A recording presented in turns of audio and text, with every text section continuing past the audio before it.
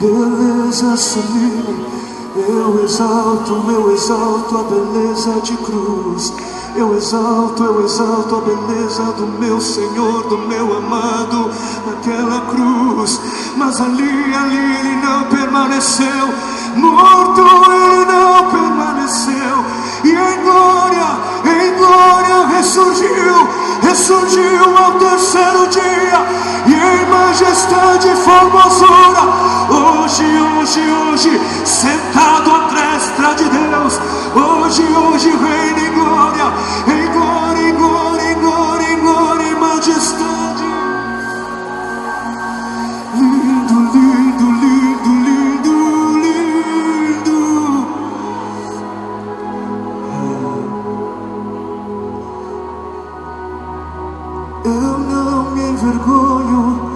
Eu não me envergonho da beleza do Senhor. Eu não me envergonho da glória do Cordeiro. Eu não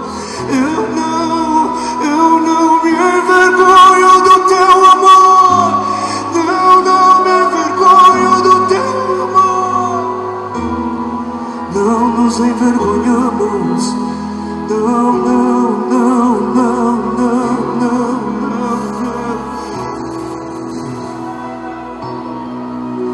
E hoje, Senhor, aqui estamos. Hoje, Senhor, aqui estamos atraídos por Tua beleza, atraídos, Senhor, pelo Teu coração, atraídos por Tua formosura, atraídos, Senhor, por Tua glória. Aqui estamos, Senhor, insistimos, Te buscamos, Te desejamos, Te anelamos. Aqui estamos por Tua causa, pelo Senhor. E clamamos hoje, Senhor, permita-nos, Senhor, permita que nós possamos Te ver ainda mais, Te perceber ainda mais, receber uma nova porção, receber, Senhor, uma nova porção de revelação. Oh Senhor, vem, Senhor, revelar a Tua glória, vem revelar, Senhor, a Tua formosura, vem revelar, Senhor, a Tua santa presença no nosso meio, a Tua realidade, Senhor.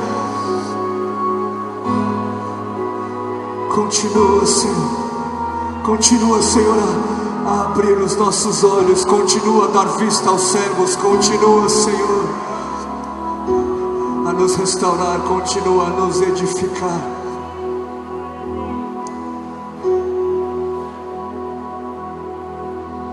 Exalta-te, Senhor, nessa noite, nosso Salvador, nosso Deus,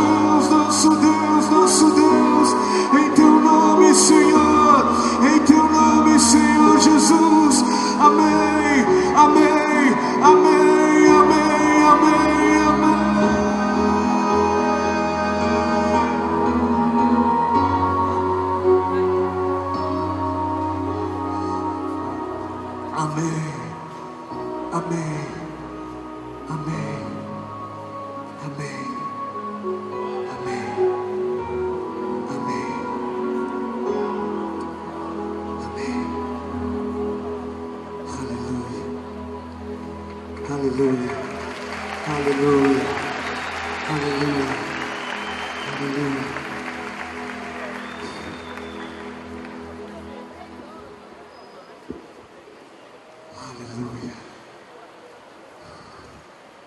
Mais uma vez, boa noite, queridos. Boa noite. Estão bem? Firmes e fortes? Eu fiquei sabendo que alguns de vocês passaram o dia todo aqui, é isso? Cansados? Firmes e fortes? Vamos continuar celebrando, vamos continuar adorando ao Senhor. Nós estamos hoje vivendo um tempo diferente como ministério, um tempo novo como pessoas, como família.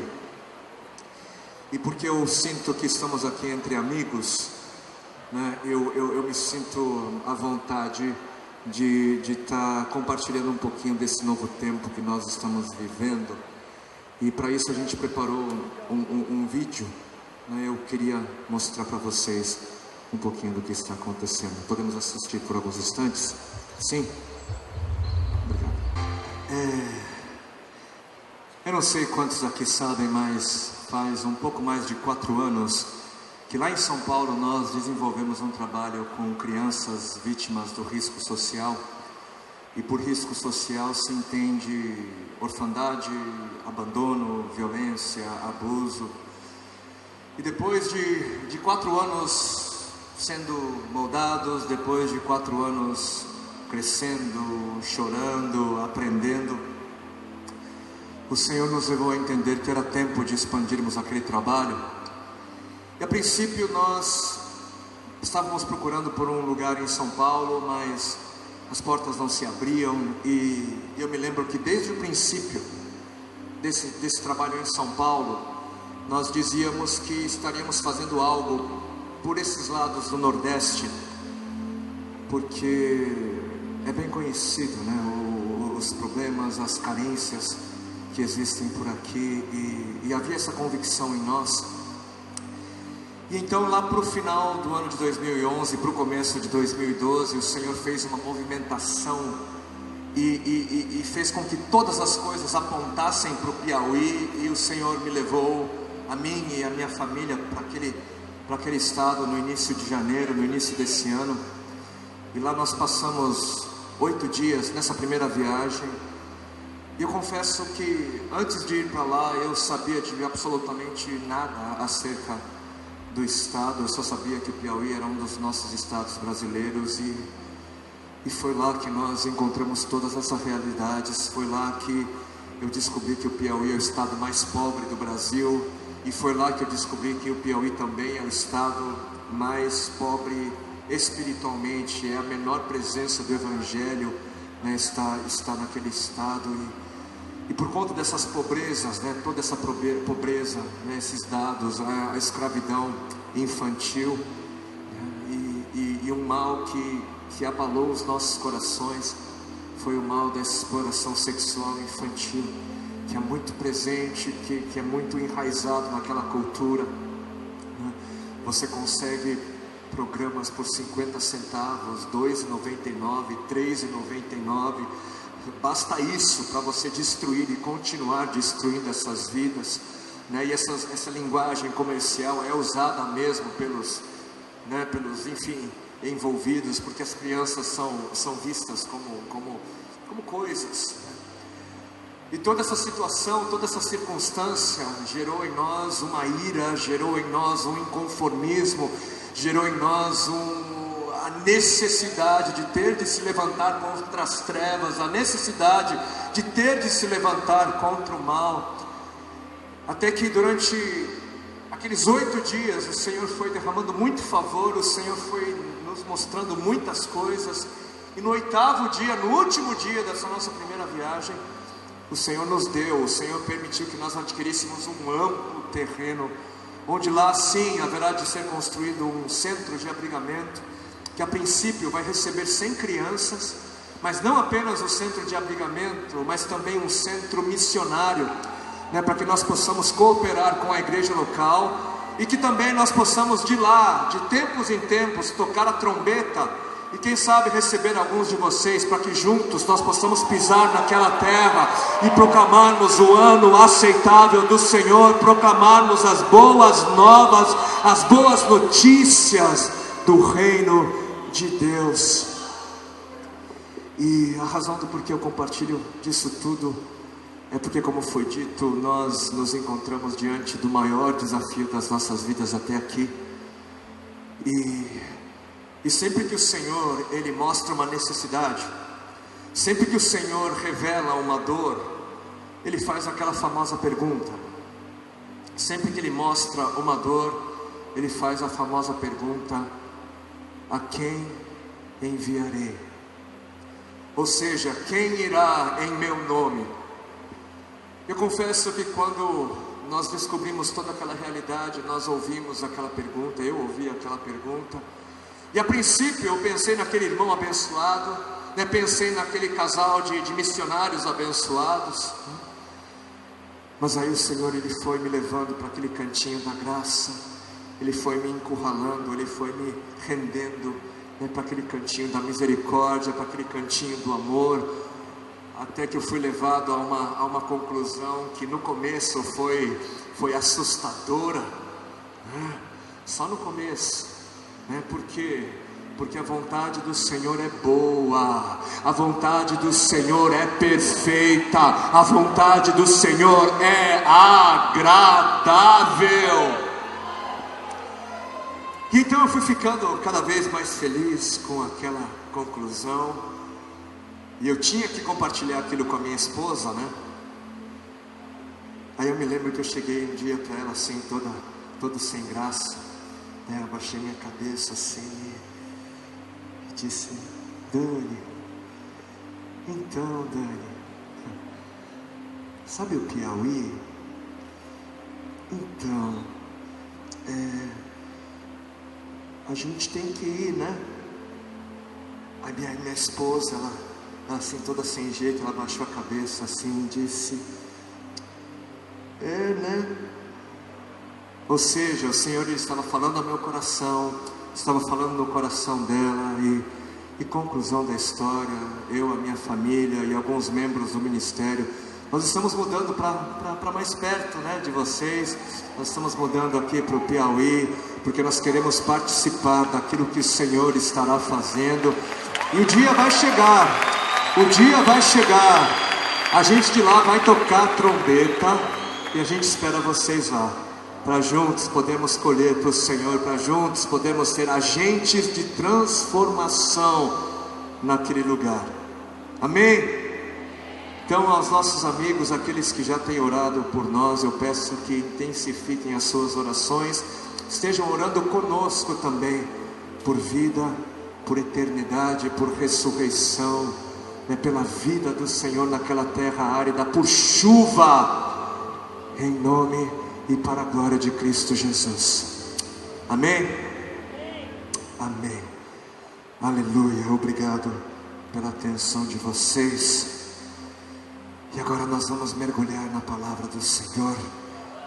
Queria te convidar a abrir a sua Bíblia em Provérbios, na tentativa de buscar cooperar, né, nos propósitos dessa reunião, desses dias, dessa conferência.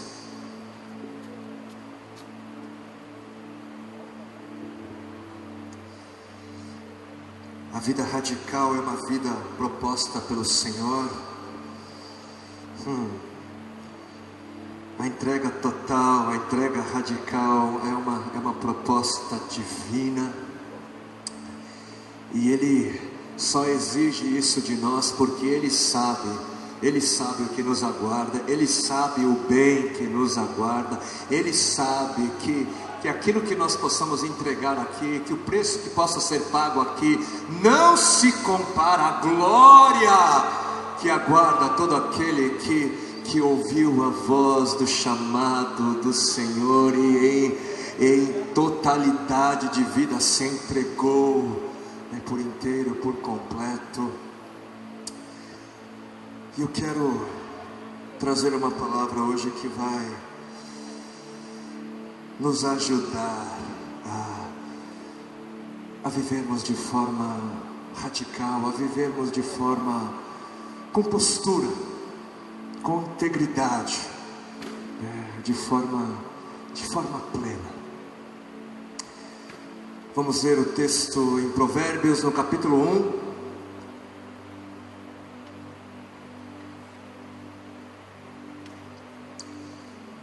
E leremos apenas o versículo 7, que diz assim: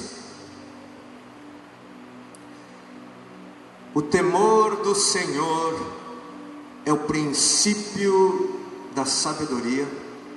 O temor do Senhor é o princípio do saber, ou o temor do Senhor é o início do conhecimento. Mas os loucos, os insensatos, os tolos desprezam a sabedoria e o ensino. Eu espero que não haja aqui alguém que despreze a sabedoria e o ensino. O temor do Senhor é o princípio da sabedoria.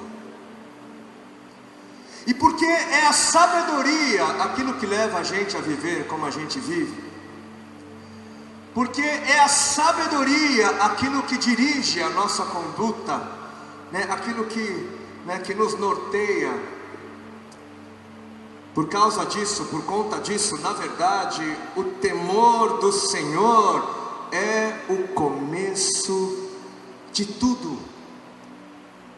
É o começo de tudo. É o começo da vida. O temor do Senhor é o começo de tudo. É o início, é o princípio. E eu não sei se isso acontece com os irmãos, mas de tempos em tempos a gente ouve um comentário do tipo: espera aí, o que você está me dizendo então é que eu tenho que ter medo de Deus? É isso que você está me dizendo? Que eu tenho que ter medo de Deus? Mas Deus não é um Deus de amor, Deus não é um Deus de graça, Deus não é um Deus de misericórdia. O que você está me dizendo é que eu tenho que ter medo de Deus, é isso? E a minha resposta a essa pergunta é sempre um talvez sim, ou um talvez não.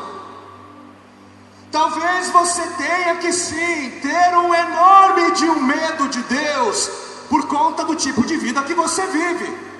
Talvez seria muito bom se você tivesse pavor de Deus, por causa do seu estilo de vida. Por quê? Porque o Senhor diz na sua palavra que Ele tem um futuro terrivelmente assustador, separado para todo aquele que se recusa a viver a sua verdade. Ele tem um futuro aterrorizante reservado para todo aquele que não deu ouvidos à sua voz. E se você não vive para Deus, se você não vive exclusivamente para Ele, entendendo que viver exclusivamente para Ele é viver para o outro também, se você não vive para Ele, você então tem todas as razões para ter muito, mas muito medo de Deus. Mas talvez não. Talvez você não deva ter medo de Deus, porque se você conhece o Deus de amor, se você anda como Deus de amor, e anda não como você pensa que deva andar com Ele, mas anda como Ele pensa que você deva andar, então a essa altura você já deve ter percebido que Ele é o perfeito amor, e o perfeito amor lança fora todo medo. Não há lugar para o medo no perfeito amor. Mas espera aí, a coisa está confusa, né? Afinal de contas, eu devo ou não devo temer a Deus? E a resposta para essa pergunta é sempre um sim, é sempre sim. Eu e você devemos temer a Deus, sempre devemos temer a Deus. Só que existem pelo menos dois tipos de temores. A Bíblia, ela descreve dois tipos de temores. Existem duas palavras principais usadas no Antigo Testamento. Elas são usadas para descrever esses dois tipos de temores. E a primeira palavra é pachad. Não é essa a pronúncia, mas só para simplificar. E pachad é a palavra do hebraico que descreve o tipo do temor que pertence àqueles que vivem sem Deus. Esse é o tipo do temor, esse é o tipo do terror que aqueles que não se arrependeram vão experimentar quando o grande dia do Senhor chegar. Quando o dia do acerto de contas chegar. E esses filminhos que existem por aí, esses filminhos intitulados de terror, classificados como filmes de terror, esses diretores, eles não têm noção do que é terror. Eles não têm noção, nem olhos viram, nem ouvidos ouviram, nem jamais penetrou no coração humano o que o terrível e justo juiz tem preparado para todo aquele que rejeitou dar ouvidos à sua voz. E se com isso você acha que eu estou aqui fazendo uma sessão de terrorismo gospel, né, de terror evangélico, se você acha que eu estou fazendo isso, você também não tem noção. Você não tem noção do que vai ser enfrentar a ira do juízo de Deus quando o dia do acerto de contas chegar. Você não sabe. Você não sabe o que vai ser o terror. Pachade é o tipo do temor, é o tipo do terror que está descrito ali no Apocalipse, no capítulo 6, a partir do versículo 15. Apocalipse capítulo 6, a partir do versículo 15. Ali nós vemos o seguinte: então os reis da terra, os príncipes, os generais, os ricos, os poderosos, todos escravos e livres, esconderam-se em cavernas e entre as rochas das montanhas, e eles gritavam para as montanhas e para as rochas: caiam sobre nós e escondam-nos da face daquele que está sentado no trono, e escondam-nos da ira do Cordeiro. Caiam sobre nós, pois chegou o grande dia da ira deles, e quem poderá suportar? Caiam sobre nós, montes e rochas, caiam sobre nós e nos esmaguem. É preferível isso, é melhor isso, a ter de enfrentar a ira do Cordeiro. É melhor ser esmagado por montanhas e rochas do que enfrentar a ira daquele que não é um carneirinho dócil e inofensivo. Esmaguem-nos! Que terror é esse? Que temor é esse?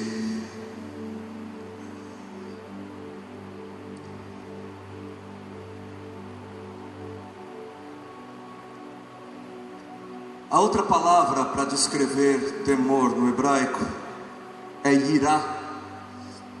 Irá.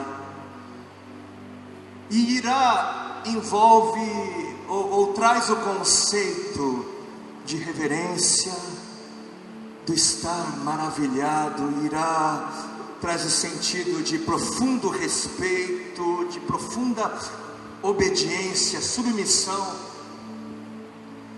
Irá não envolve o medo, porque o medo é o oposto de confiança, o medo é o oposto do amor.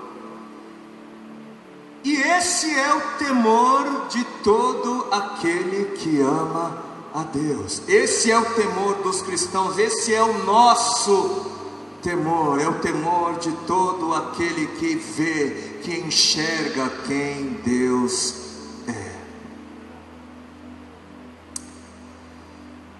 Mas mesmo sabendo dessas coisas, mesmo sabendo de tudo isso, nós precisamos tomar um certo cuidado, porque esses significados, esses conceitos, eles perdem valor quando eles não são aplicados, quando eles não são usados de forma correta, né, no que diz respeito ao Senhor. Por quê? Porque uma coisa é eu ser reverente ou dar respeito a uma pessoa de autoridade. Uma coisa é eu ser submisso aos meus pais, uma coisa é eu ser submisso aos governantes, aos reis. Mas outra coisa totalmente diferente é o meu prestar reverência, respeito, submissão a Deus. É algo completamente diferente quando é para Deus. E nós temos que tomar um certo cuidado, porque nós temos o hábito de pegar palavras, de pegar conceitos que são usados dentro do nosso contexto humano. Nós temos o hábito de fazer o mesmo uso ou a mesma aplicação dessas palavras, desses conceitos, quando dirigidas ao Senhor. Só que, amados, nós precisamos ter isso muito claro em nossas mentes. Uma coisa é o nosso dever, reverência, respeito e obediência a homens, mas outra coisa total e eternamente diferente é o nosso dever de prestar temor a Deus, completamente, eternamente diferente. É por quê? Por que totalmente, completamente diferente? Por quê? Porque Deus é Deus, porque Deus é Deus, Deus é Deus, Deus é Deus. Poxa, mas isso é tão óbvio, Deus é Deus, Deus é Deus, mas isso é tão óbvio. Isso pode ser óbvio, mas não é isso que nós vemos muitas vezes em nossas igrejas. Isso pode ser óbvio, mas não é isso que nós vemos muitas vezes em nossas vidas, em nossos relacionamentos, em nossas casas, em nós mesmos. Muitas vezes parece que o pensamento que reina no nosso meio é que Deus é um carneirinho dócil e inofensivo. Muitas vezes a revelação que nós passamos para o mundo sobre Deus é mais parecida com a figura de Papai Noel. E Deus não é Deus nessa revelação. Ele não é. E por causa de nós, por causa da igreja, por causa da ausência da revelação de Deus em nós, o mundo vê a Deus como se ele fosse um velhinho doce, meigo, sentado no trono, sorrindo e achando tudo bonitinho que ele vê. Nós não passamos para o mundo a revelação e muito menos a explicação do porquê que os anjos, demônios e todos os seres celestiais tremem na presença de Deus. Eles tremem. Muitas vezes o mundo não consegue ver em nós o porquê que os anjos e todos os seres celestiais cantam e adoram prostrados, curvados, escondidos sob asas, declarando que Santo, Santo, Santo é o Senhor, o Todo-Poderoso. E por quê? Por que que o mundo não consegue ver em nós o temor dos céus? Por quê? Porque enquanto os anjos se prostram, nós ficamos aqui de braços cruzados. Porque enquanto os anjos se prostram, nós ficamos aqui de pernas cruzadas, insensíveis e indiferentes à presença, aos olhares do Senhor. O mundo não vê o temor dos céus em nós, porque enquanto os céus proclamam a glória de Deus de eternidade em eternidade, nós ficamos aqui irritados com o tempo de duração dos nossos cultos. Ficamos irritados como se nós estivéssemos assistindo a um filme chato.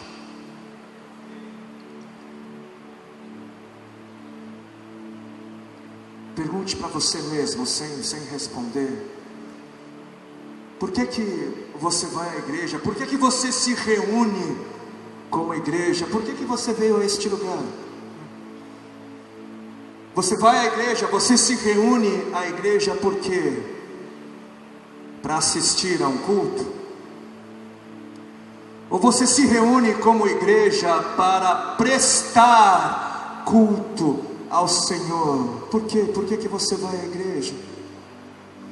Porque se você vai à igreja para assistir a um culto, vai ser chato, vai ser muito chato. Não tem coisa mais chata do que assistir a um culto. É muito mais divertido assistir o Fantástico. É muito chato.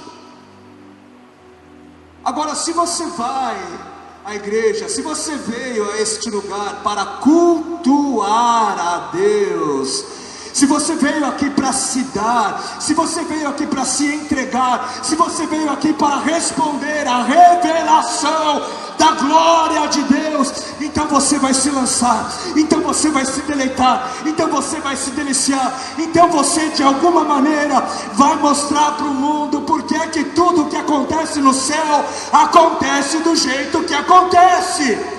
E tudo o que acontece no céu acontece do jeito que acontece, porque Deus é Deus, Deus é Deus, Ele é Deus.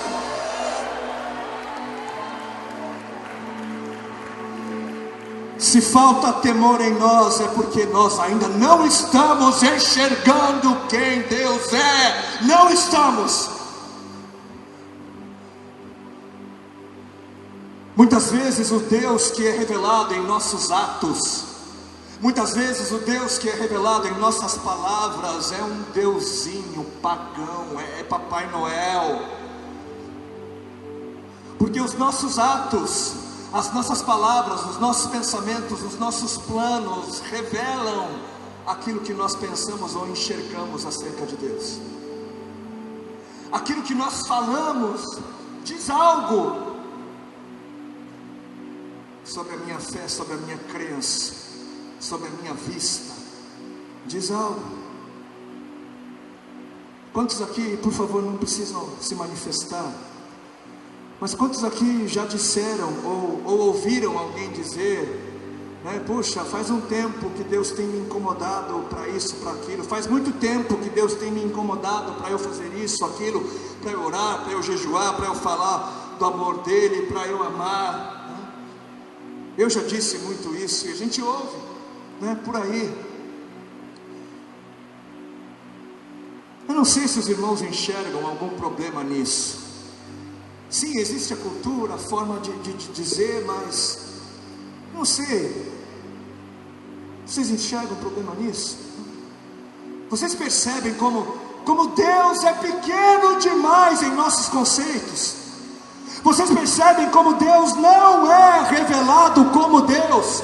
Percebem que Ele não é revelado como Ele é, por causa da nossa visão minúscula que nós temos de Deus?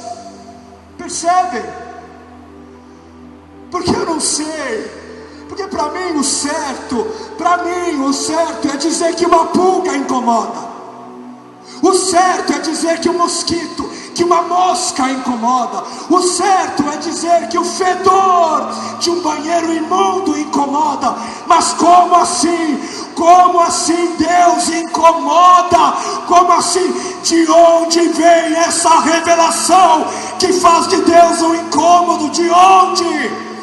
De onde? Porque até onde eu sei, Deus se revelou como El Shaddai. Até onde eu sei, Deus se revelou como Todo-Poderoso. Até onde eu sei, Deus se fez cordeiro, mas Ele é um leão. Ele é o leão da tribo de Judá. Deus não incomoda ninguém.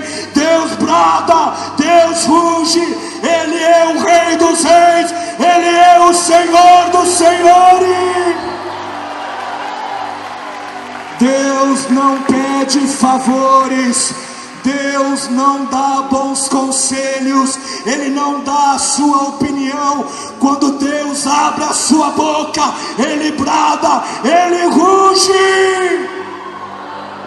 Que caia e seja destronada toda miopia, toda cegueira espiritual. Que caia toda visão mesquinha.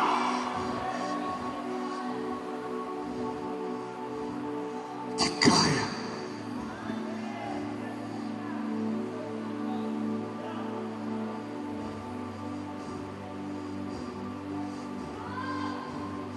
O que as pessoas dizem quando elas olham para nós?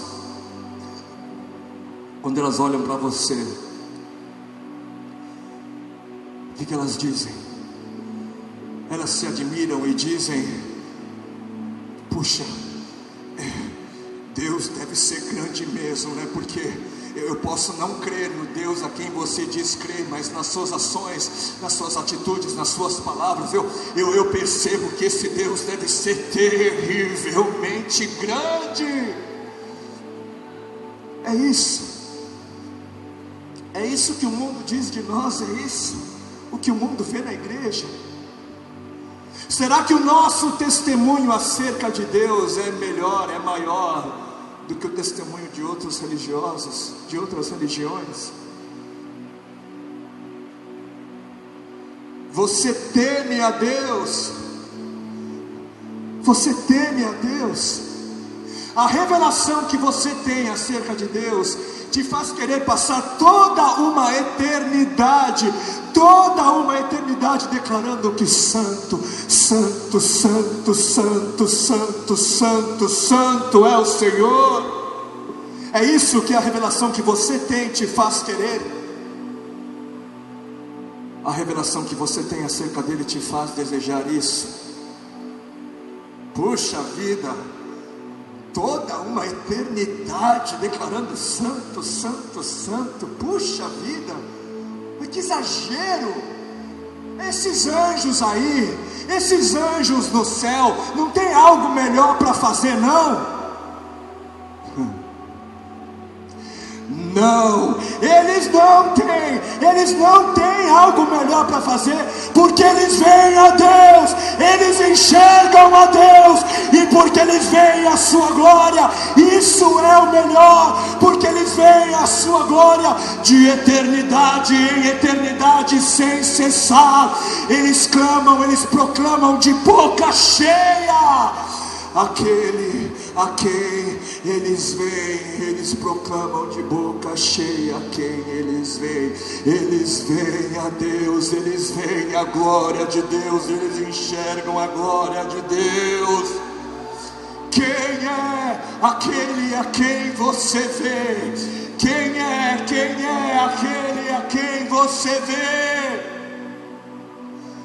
O que é que diz a sua adoração acerca de Deus? Quando você o adora, quem é maior? Você ou Ele?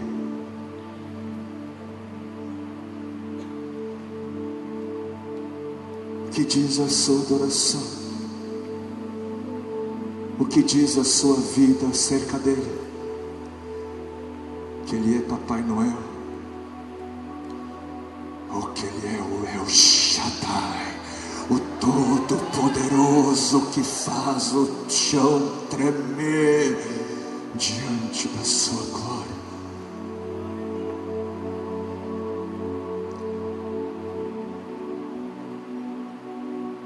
Quem é aquele a quem você vê?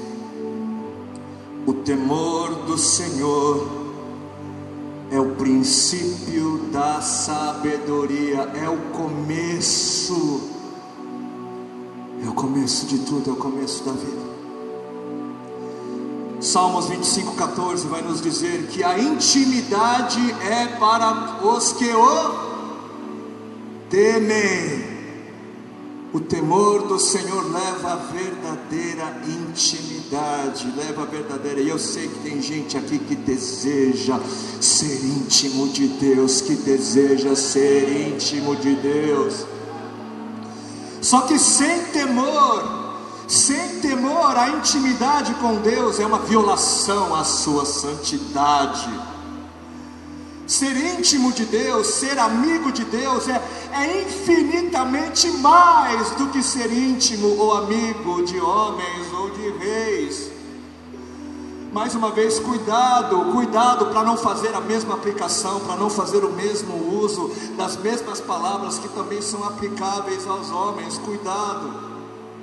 Tem gente que se sente tão íntimo de Deus que nem se prostra mais, né? Nem se dobra mais, né? Para dirigir uma palavra, isso quando ora. Tem gente que é tão amigo de Deus que Deus mais se parece como um camarada do sujeito. Deus nem parece Deus, de tão meu chapa que o sujeito diz Deus ser.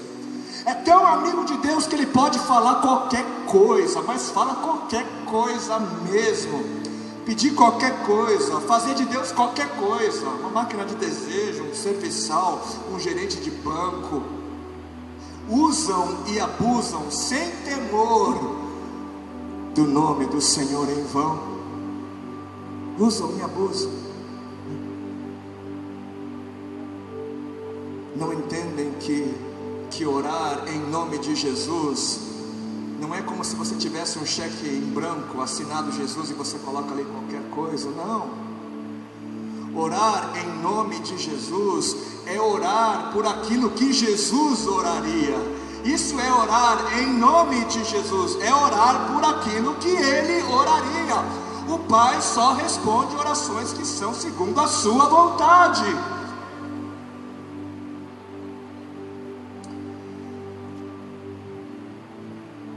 Eu sei que a palavra foi dura hoje,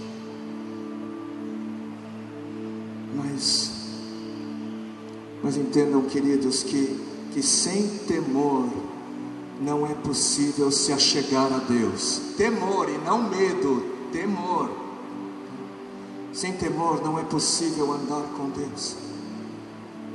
E por favor saiba que entender graça sem entender ira é entender quase nada. Entender o amor, a bondade e a misericórdia de Deus sem entender a santidade, a justiça e o juízo de Deus também não é entender muita coisa, porque nós precisamos da revelação completa de Deus, não parcial, né? Precisamos da revelação íntegra, né? Revelações parciais levam ao erro, revelações incompletas levam à morte. Se os homens temem mais aos homens do que temem a Deus, é por conta dessa revelação parcial, incompleta. Se corremos atrás de pregadores e mensagens que nos fazem grandes e Deus pequeno, é porque vivemos debaixo de uma revelação incompleta. Se você resmunga todas as vezes que algo acontece contra a sua vontade, é porque você ainda anda debaixo de uma revelação imperfeita, incompleta. Porque Jesus, Ele permaneceu na cruz e não abriu a sua boca. Ele foi para a cruz contra a sua vontade humana, contra a sua vontade carnal, e não abriu a sua boca mesmo diante da injustiça para resmungar. Por quê? Porque Ele via a Deus. Ele via, enxergava a Deus. Jesus permaneceu na cruz e não abriu a sua boca, porque para ele era mais importante revelar a grandeza de Deus do que garantir a sua própria grandeza, do que lutar por sua própria grandeza. Para Jesus, Deus era e é Deus. Jesus na cruz revelou que Deus é Deus. Na cruz, Jesus ele rejeitou toda a noção. Na cruz, Jesus ele rejeitou toda a ideia de que Deus é um idoso de cabelos brancos, meigo e doce, achando tudo muito bonitinho.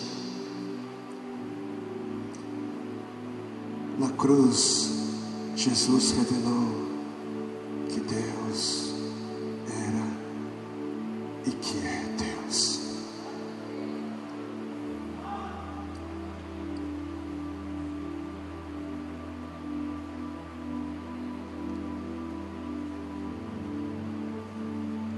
Em reverência ao Senhor, vamos nos colocar de pé.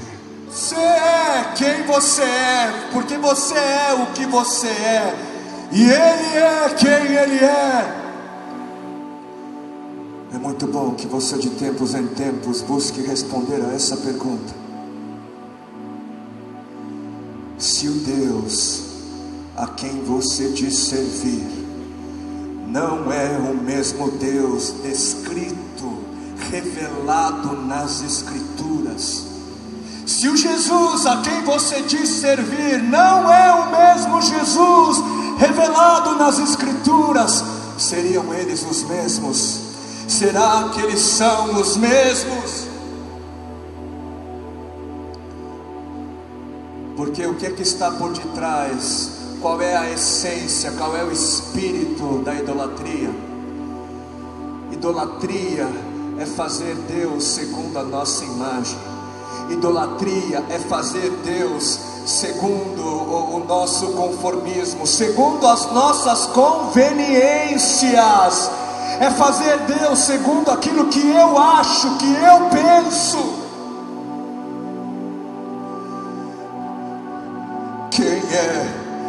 Quem é aquele a quem você diz servir? Quem é? De onde você colheu?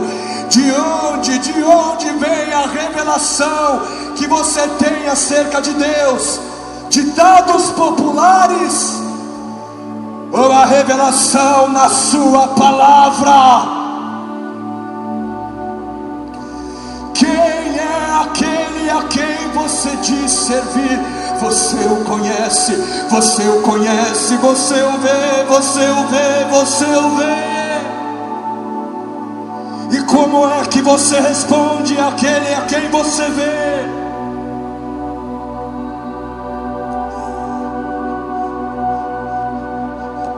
A sua vida secreta não é secreta. Ela não é secreta, ela não é secreta. O que diz a sua insistência no pecado? O que diz a sua insistência na rebeldia acerca de Deus?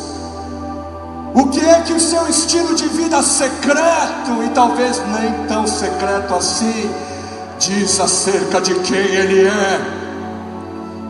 Que Ele é um deusinho frouxo, ou que Ele é o El Shaddai, o Todo-Poderoso, o leão da tribo de Judá, o Senhor dos senhores, o Rei dos reis, o Rei dos reis.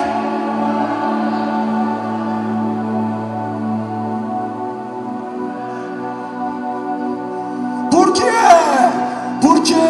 que é que faz tanto tempo que Deus já bradou sobre a sua vida? Por que é que já faz tanto tempo que o Senhor liberou uma palavra sobre você e você não fez nada? É por acaso Ele, como uma mosca a quem você diz ser um incômodo? Quem é aquele a quem você diz servir? Quem é aquele a quem você vê?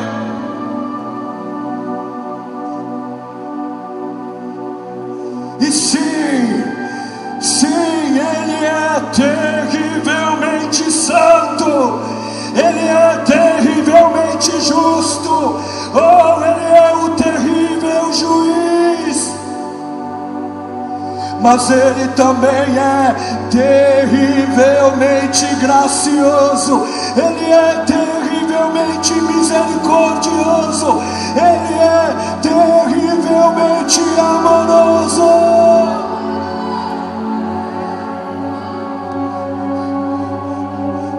E por isso hoje aqui você pode se arrepender, hoje aqui você pode se voltar, você pode dar as costas para o mau caminho e se voltar, se render, entregar toda a sua vida no altar, entregar toda a sua vida no altar, entregue conforme a revelação da grandeza de Deus.